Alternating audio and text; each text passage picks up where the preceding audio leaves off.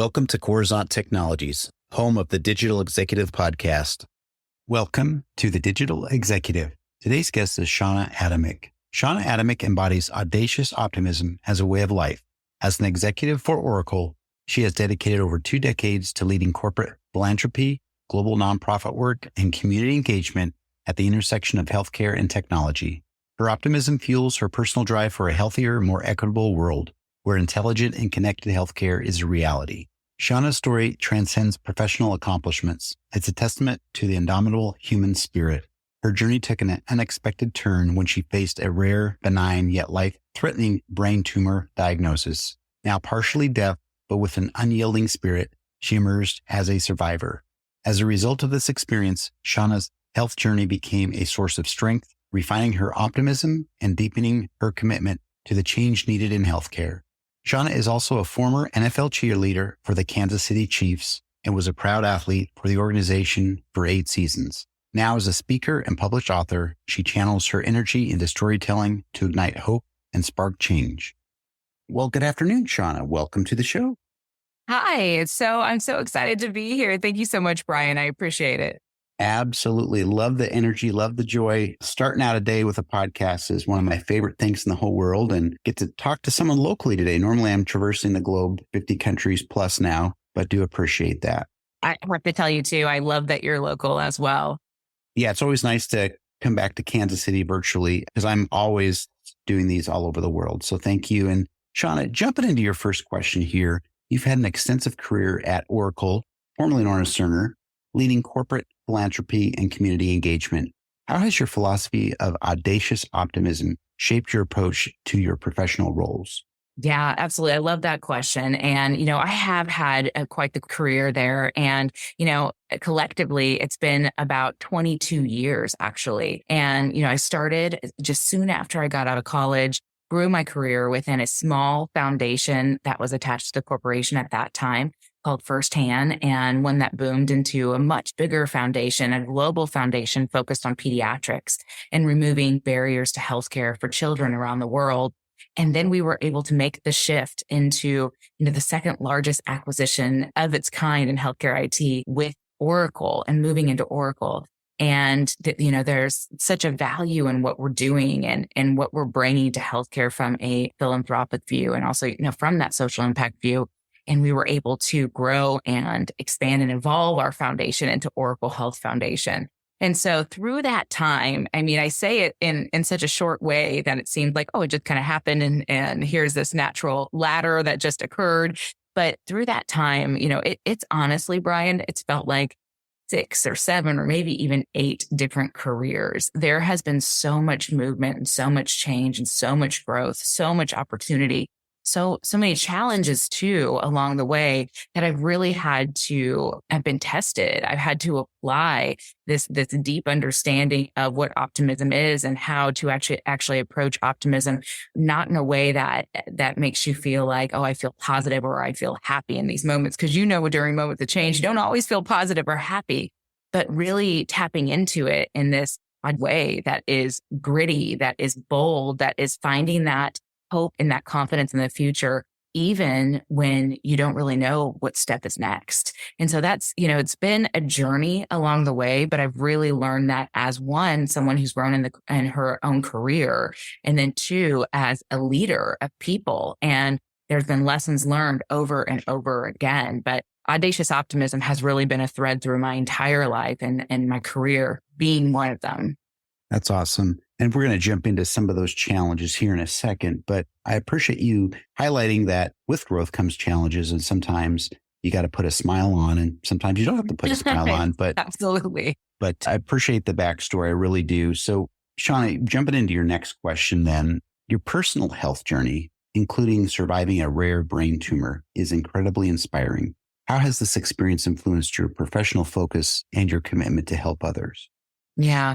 That journey was, whenever you go through a health journey, it's not something that you ever invite in your life. But if anyone's ever experienced a health journey of their own or a disease, you can't turn away from it. You have to actually fight it, go through it. You have to overcome it. And, that's exactly what the health journey became in my life. This moment where it's I had to dig deep and find that optimism again, that audacious optimism, and really understand what it meant, that it was a choice that I had to choose in that dark moment. And, my health journey is one that spanned about 6 years from 2011, 2017, where I visited with my PCP, a specialist, or even visited the ER 109 times until actually pushing once more to visit a specialist and getting a diagnosis of a brain tumor that was rare and it was benign, but it was considered life-threatening because it was compressing my brain stem.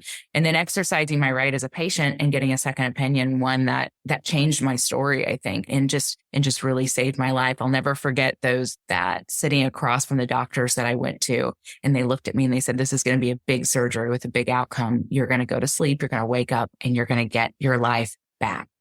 And, when that happened, when you go through this moment of, you have to kind of come to terms with, I'm going to lose something and you're going to wake up different. And I woke up partially deaf.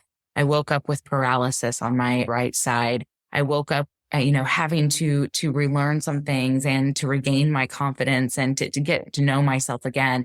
But, through my life, I've not only done this serendipitous dance with learning and relearning what audacious optimism meant, but also this serendipitous dance with healthcare. And having been in the field of healthcare, working with a company who was digitizing it, who had the goal to transform it, and we're still on that mission and we're doing it. And then working with a foundation who was leading the efforts to remove barriers to care for healthcare for children worldwide. And then experiencing that story myself, it became so personal. And I've heard that many times from, a long time ago when I first learned that healthcare was personal. I felt it to my very core. And so I felt like when I came back from that it was the fuel I needed to continue to push forward, that I was in the right industry. I wanted to change healthcare for everyone involved in it, the patient, the physician, everyone who touched the entire story. Because at the end of the day, we're all going to be a patient. And I wanted the next person to have to go through 6 years of finding answers. I wanted them to get the answer. And then on the other side of my story, I wanted everyone to have the outcome I did, because I had the resources, I had the opportunity, and I had the privilege to get the care that I had. Thank you. That was such an inspiring story there. Health challenges, I feel, are the closest to us, touches us the most, and changes us the most. And I appreciate you being vulnerable and sharing that today, Shanna. Absolutely. Shanna, you're known for your ability to unite hearts and minds through storytelling. What are some key elements that you believe make for a compelling and impactful story, especially when addressing people that might be going through some professional or personal challenges? Yeah, absolutely. I think that some of the key elements in kind of crafting a powerful story, and one that connects the people, is first relating to people. People want to see themselves in stories, and they want to feel, and they feel that connection through that. And when I talk about my health journey, the health journey is not about the facts and this is what I went through, this is what I did. It's about something that other people can relate to. Everyone has experienced the moment when they haven't been looked in the eye by their doctor, or they have felt dismissed along the way by something else. Everyone has experienced a moment that maybe not be a health journey, but could be a loss of a job, a loss of a relationship, a major shift in their life that leaves them feeling like there was a moment before, and then there was one moment after when their life drastically changed. And so when I talk about those stories, I dig deep in on that connection feeling, and this feeling that we can all come together and know that we have, and this opportunity to make a choice on how we react, how we respond, and how we go forward in living our lives. That's awesome. Thank you. And you are such a great speaker and storyteller. People can relate to you. I think stories is the best way to get people's attention, and also they can connect better with you or your audience as well. So I appreciate that. I really do. And Shanna, last question of the day. Could you briefly share some thoughts on your upcoming book, Audacious Optimism, including its release date?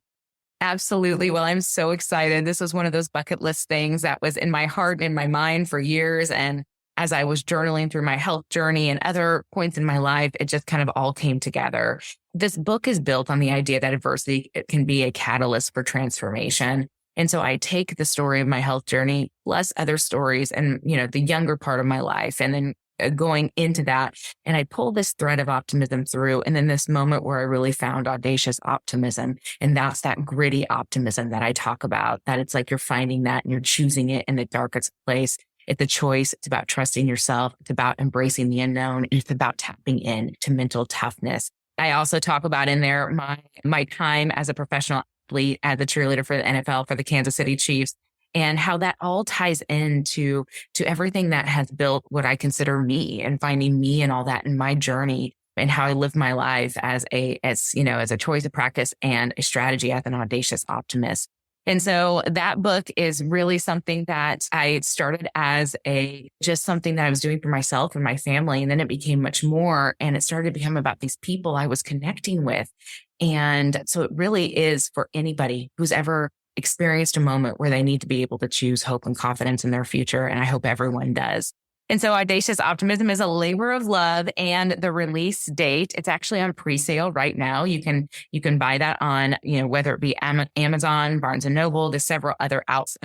You can actually go to my website, audaciousoptimism.com, and it's going to be released later this fall officially. And Brian, you were the first to know. I just got a notice yesterday that I'm also going to be creating an audio version of that will be found on Audible around that time as well. That's awesome. I love that. And I've talked to a lot of authors on this podcast, and there's nothing more exciting to hear an author talk about a release date of just their labor of love, like you mentioned. So I appreciate that. And we're going to get this shared out. And when we get this published out on our platform, we'll definitely share the link to Amazon and Audible. Shanna, it was such a pleasure chatting with you today, and I look forward to speaking with you real soon. Thanks so much, Brian. I really appreciate you and everything you do. Bye for now.